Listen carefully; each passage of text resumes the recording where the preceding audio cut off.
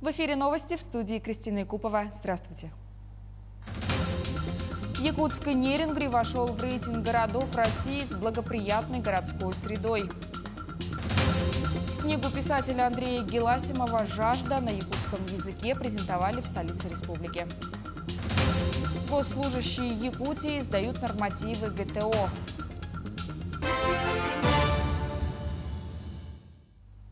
Возгорание произошло в двухэтажном жилом доме в селе Петропавловск Усть-Майского района накануне. Сообщается, что пострадали 2 квартиры 4-квартирного дома. Среди жителей пострадавших нет.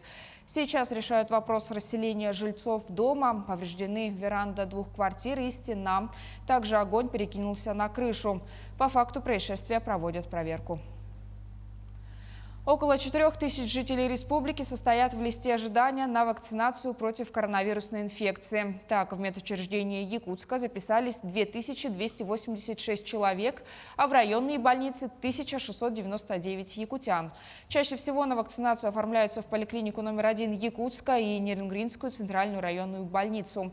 Отмечается, что количество доступных вакцин значительно превышает число забронированных прививок. Самый удобный способ получить вакцину – записаться через портал госуслуг. Ученые научно-исследовательского геологического предприятия в Мирном сменили прописку. Теперь добираться до места работы станет быстрее и проще. Весь март ученые занимаются переездом. С чем это связано и что будет с почти опустевшим строением, расскажем в сюжете далее. Разбирали мебель, таскали коробки. Вот так в 2012 году готовились к переезду ученые НИГП.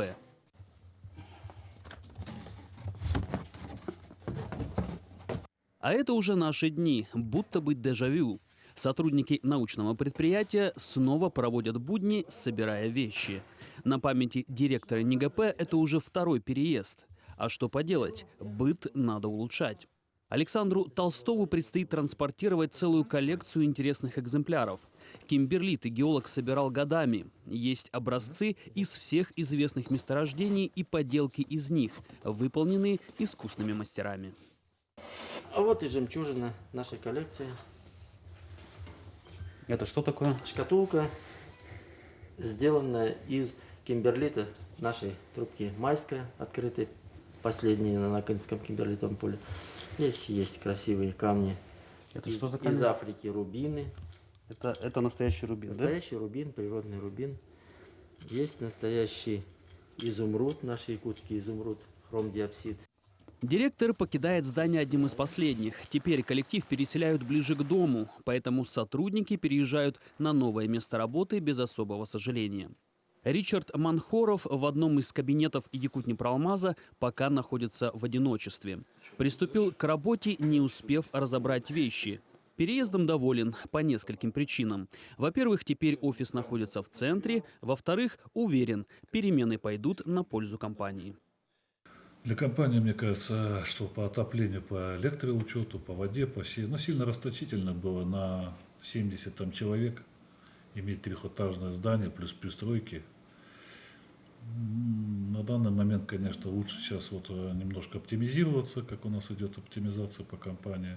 То, что мы сюда переехали, как бы не на правах хозяев, если это нужно для дела, лучше бы эти финансы выделялись бы в большей степени на ту же самые полевые работы, поисковую геологию, то мы это переживем. В здании института под НИГП выделен этаж. Этого вполне достаточно, считают ученые. Сейчас к переезду готовят алмазную лабораторию с ее уникальным оборудованием. Когда последний сотрудник НИГП покинет здание, оно перейдет в разряд непрофильного актива. Затем Алроса выставит строение на продажу. Роман Муконин, Артур Голиков, телеканал «Алмазный край». Старые вывески давно несуществующих объектов в Ленске не только портят внешний облик города, как оказалось, многие из них размещены незаконно. Это же касается и свежих рекламных баннеров. Специалисты районного комитета имущественных отношений взялись наводить порядок на улицах Ленска. Сюжет Анны Кожевниковой. Подлежат ликвидации все незаконно размещенные рекламные вывески. В прошлом году Комитетом имущественных отношений Ленского района было демонтировано 10 конструкций. В этом планируют убрать уже 20. Жители поддерживают такие тенденции.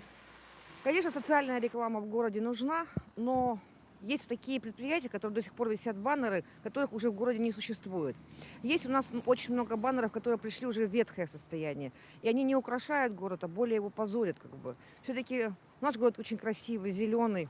И вот такие флаги разорванные баннеры не делают визитку нашего города. Сами же владельцы рекламных баннеров зачастую уверены, что их объект носит информационный характер, а соответственно, согласно закону, его можно размещать без разрешения властей. Но тогда вывеска должна только сообщать о месте расположения торговой точки или организации. Если на вывеске указаны такие сведения дополнительные, как номера телефонов, электронные адреса, рекламные слоганы, то это уже считается рекламой. Ее необходимо согласовывать с администрацией Ленского района и оплатить госпошлину в размере 5000 рублей и получить разрешение, срок действия которого составляет 5 лет. Но не все рекламодатели и исполнители работают вразрез с законами. Профессионалы знают, какие процедуры необходимо соблюдать при размещении подобных объектов. И, конечно, согласны с вынесенным вердиктом Комитета имущественных отношений. Ну, конечно, надо ее